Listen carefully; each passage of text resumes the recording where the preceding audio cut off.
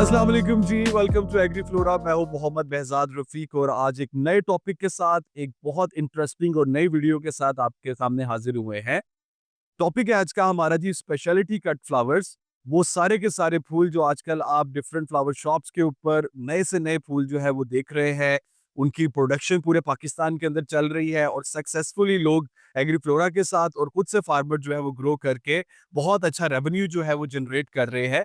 आज हम बात करते हैं उन सारे फूलों के बारे में, वो पूरी की पूरी फूलों की क्लास जो कि आज से 10-12 साल पहले तो हमें नजर नहीं आती थी। पाकिस्तान में तो सिर्फ गुलाब की खेती होती थी, पाकिस्तान में ग्लैडियोलस लगाया जाता था, गेंदा लगाया जाता था, ट्यूबरोज लगाया जाता था।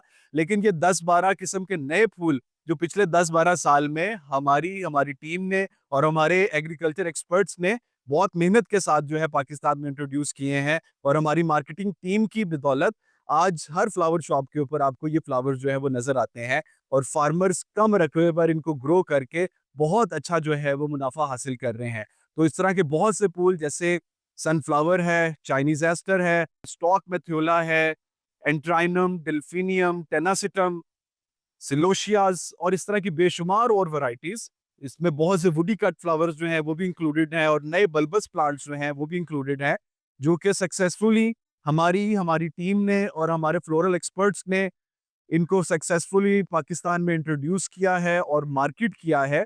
तो चलिए जानते हैं आज की इस वीडियो में वो कौन सी स्ट्रगल थी, वो कौन से प्रोसेस थे और वो कौन से फूल हैं जो कि आप लोग ग्रो कर सकते हैं और कम रकबे पर कम खर्च से ज्यादा मुनाफा हासिल कर सकते हैं। जी चलते हैं आज की वीडियो की तरफ।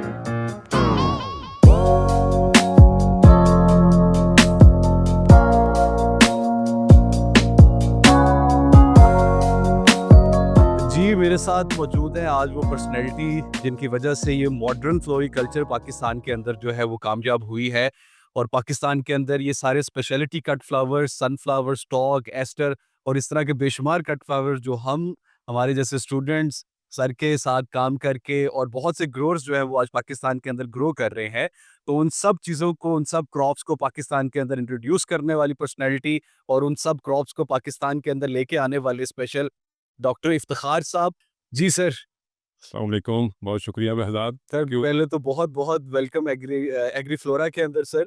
ये जितनी भी फ्लोरिकल्चर की काविश है सर, ये आपकी मरहून बिल्लत है और हमेशा सर आपकी तरफ से गाइडेंस रही है और नई से नई क्रॉप्स जो है वो आपकी तरफ से मिलती हैं ग्रो करने के लिए।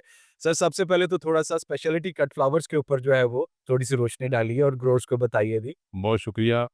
यहाँ पे आके मुझे दिली खुशी हुई है, क्योंकि जो ख्वाब हमने, और ये मेरे अकेले का ख्वाब नहीं है, मेरे सारी टीम, मेरे सारे स्टूडेंट, जिसमें behzad जो है सर-ए-फ़हरिस्त है। क्योंकि जब मैं अमेरिका में पोस्ट डॉक कर रहा था, वहाँ पे इन फूलों को मैंने देखा, तो बल्कि इस पे फिर रिसर्च भी की, तो मेरी ख्वाहिश थी और एक ख्वाब था कि अल्लाह करे वो दिन भी आए, जब हम ये फ्लावर, जो नए फ्लावर हैं, जो ईज़ी टू ग्रो हैं, जिनको हम बआसानी काश्त कर सकते हैं, खर्चा भी कम आता है, उनमें बहुत सी ऐसी हमारे पास फसलें हैं जिनको हम खुली ज़मीनों में भी काश्त कर सकते हैं, तो हम अपने मुल्क में उगा के अपने मुल्क की इकानमी में इसका अपना हिस्सा डाल सकें। तो अल्हम्दुलिल्लाह आपने इस जो ख्वाब था, उसमें जो सही आपने जो रोल प्ले किया है, वो behzad साहब आपने किया है। मैं आपको शाबाश भी देता हूँ और आपका शुक्रिया भी अदा करता हूँ कि रिसर्चर और उस्ताद तो गाइड कर सकते हैं, लेकिन जो इसको अमली जामा पहनाने वाला काम है, वो एग्री फ्लोरा और behzad साहब ने किया है, जिसके लिए ये जितनी भी हम इसके इनको दाद दें, वो कम है। ये जो स्पेशलिटी कट फ्लावर के मुख्तलिफ जो हमारे फूल हैं, जिनमें हमने स्टॉक पे काम किया, सनफ्लावर उसमें बहुत कामयाब हुआ है, डेल्फिनियम है, चाइनीज़ एस्टर है और बहुत सी इसमें फसलें हैं, मुतारफ़ भी करवाई हैं और अल्हम्दुलिल्लाह एग्री फ्लोरा और दूसरे जो काश्तकार हैं, वो उनको ग्रो भी कर रहे हैं। तो इसका काश्त करने की वजह जो सबसे ज़्यादा है कि जब आप देखें, हमारे किसान ग्लैडियोलस काश्त करते थे, तो मैं देखता था कि वो सारे पानी में रंग डाल के तो उसको जो है मुख्तलिफ रंग करते हैं।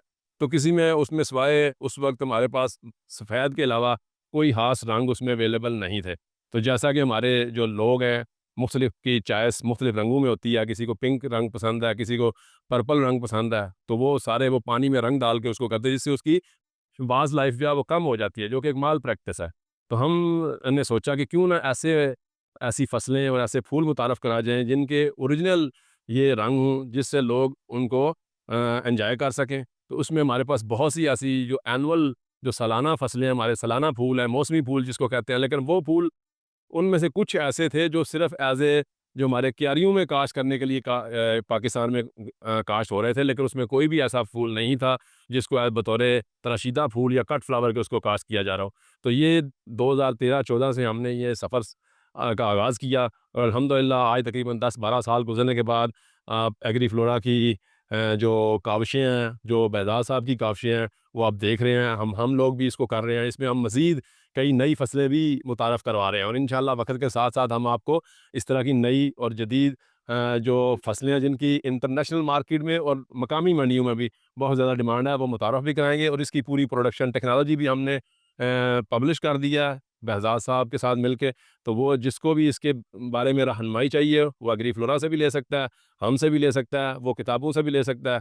तो ये सारा जो बेसिकली हम एक्टिविटीज़ कर रहे हैं, ये अपनी फ्लोरिकल्चर को प्रमोट करने के लिए कर रहे हैं। इसका सबसे बड़ा फ़ायदा एक तो रंगों की है, दूसरा ये है कि ये छोटे दौरानिये की या मुख्तसर दौरानिये की फसलें हैं, जिसमें आप 3 से 4 माह में अपना जो है ना मुनाफ़ा कमा सकते हैं। सर ये जो हम कट फ्लावर्स के बारे में बातें कर रहे हैं, लोगों को आगाही फराहम कर रहे हैं और लोगों को बार-बार कह रहे हैं कि हमारे साथ मिलके ग्रो करें और इन चीज़ों की तरफ आएँ। लेकिन सबसे बड़ा क्वेश्चन होता है कि हम ग्रो तो कर लेंगे, आगे इसकी मार्केट हम कैसे करेंगे? तो सर हम तो लोगों को बहुत आगाही फराहम करते हैं। मैं चाह रहा था कि आप थोड़ा-सा लोगों को बताएँ कि इनकी मार्केटिंग जो है वो किस तरह की जा सकती है और कौन-सा राइट वे है इनकी मार्केटिंग करने का? जी, फूलों की जो मार्केटिंग है, ये सबसे मुश्किल काम है, क्योंकि ये बहुत ज़्यादा नर्मो नाज़ुक एक फ़सल है, जो चंद घंटों से लेके चंद दिनों में मुरझा जाते हैं। तो इसकी मार्केटिंग जब आप इसकी काश्त की प्लानिंग कर रहे हैं, उस वक़्त से आपको शुरू करनी पड़ेगी। तो उसके 2 तरीके हैं, एक तो ये है कि पहले आप मार्केट में सर्वे करें, वहाँ पे देखें जो फूलों की मंडियाँ हैं, कितनी डिमांड है, किसके पास डिमांड है, जहाँ-जहाँ पे इवेंट मैनेजर्स हैं, आप उनसे भी राब्ता कर सकते हैं। लेकिन अगर आप ये सारा कुछ नहीं कर सकते तो उसका जो आसान हल है, वो है कि आप एग्री फ्लोरा से राब्ता कर सकते हैं। क्योंकि ऑलरेडी एग्री फ्लोरा एक जो फूलों की मंडियों में एक मेजर प्लेयर है, तो वो ऑलरेडी मार्केटिंग कर रहे हैं, तो इससे विन-विन सिचुएशन क्रिएट हो सकती है, ताकि ना आप लोगों का नुकसान हो और ना ही मार्केट में कोई प्रॉब्लम पेश आए। तो इसके लिए मेरा जो मशवरा है, वो यही है कि आप अगर तो खुद कर सकते हैं तो बहुत अच्छी बात है, अगर नहीं कर सकते तो एग्री फ्लोरा के साथ मिल के भी मार्केटिंग कर सकते हैं। मार्केटिंग का अब अल्हम्दुलिल्लाह पाकिस्तान में एग्री फ्लोरा के मार्केट में आने के बाद फूलों की मार्केटिंग का कोई इतना बड़ा मसला नहीं है। सर जब से हम ग्रो कर रहे हैं, हमारी यही कोशिश रही है, यही काफ़िश रही है कि एक्सपोर्ट लेवल पे जो है वो फ्लोरिकल्चर को लेके जाया जाए और अल्हम्दुलिल्लाह हर साल हम बहुत ज़्यादा नहीं अपनी हार्वेस्ट का को 5 टू 10% जो है वो मिडल ईस्ट के अंदर जो है वो एक्सपोर्ट भी कर रहे हैं, जो कि एक हमारे मुताबिक एक बड़ी अच्छी काविश है। एक चेन जो है वो स्टार्ट हो गई है। तो आप सर किस तरह हमारे फार्मर को गाइड करेंगे कि वो किस तरह आपस में मिल के हमारे साथ मिल के एक चेन प्रोसेस बना के एक्सपोर्ट वाली साइड पे फ्लोरिकल्चर को जो है वो लेके जा सकते हैं? और दूसरा कौन-कौन सी कंट्रीज़ जो है वो फिज़िबल है और पाकिस्तान में फ्लोरिकल्चर को एक्सपोर्ट करने का कितना स्कोप है? सबसे पहली बात कि हमारा अल्टीमेट सबका गोल या मकसद यही है कि हम अपने फूलों को बैनुल अक़वामी मंडियों में एक्सपोर्ट करें।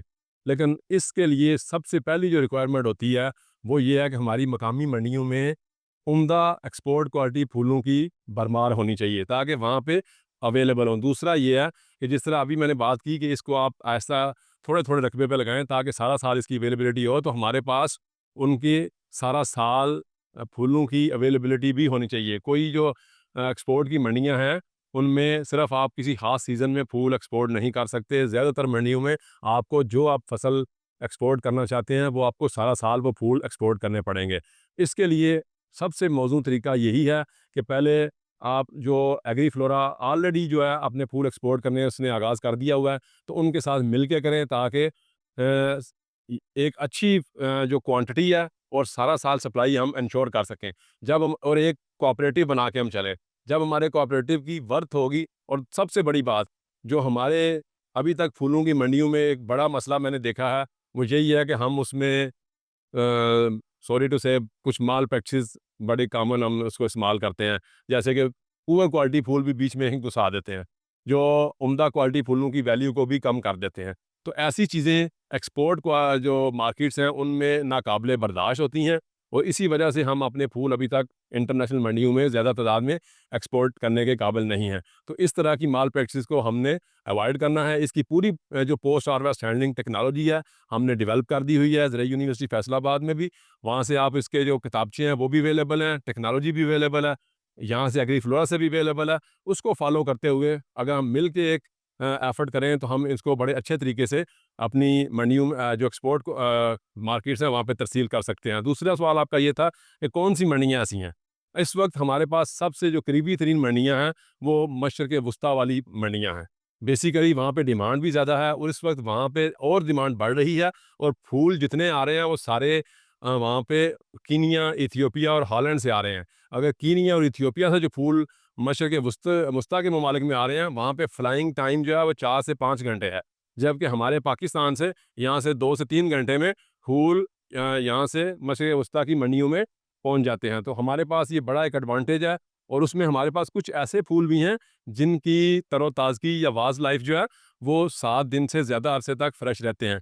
तो हमारे पास अभी हम उस टेक्नोलॉजी पे भी काम कर रहे हैं जिसके ज़रिए हम इसको ऐसी उन फूलों को जिनकी 10 से 15 दिन तक वाज़ लाइफ है उनको जो थ्रू सी है, बहरी जहाज़ के रास्ते भी हम उसको मशरिक़ वुस्ता की मंडियों में एक्सपोर्ट कर सकते हैं। उसके अलावा हमारे पास ऑल्दो चाइना में बहुत ज़्यादा फूल ग्रो होते हैं, लेकिन वो उनकी अपनी लोकल डिमांड बहुत ज़्यादा है।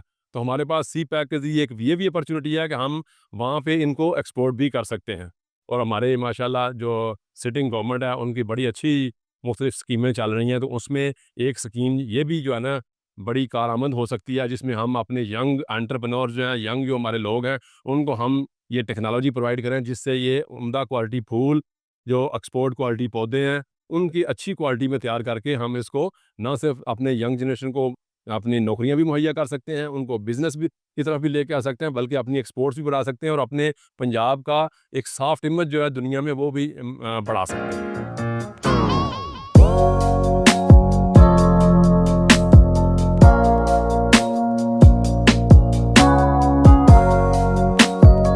उम्मीद है जी आज की इस वीडियो में आप लोगों को बहुत कुछ नया सीखने को मिला होगा और नए-नए फूलों के बारे में नई जानकारी हासिल की होगी आप लोगों ने।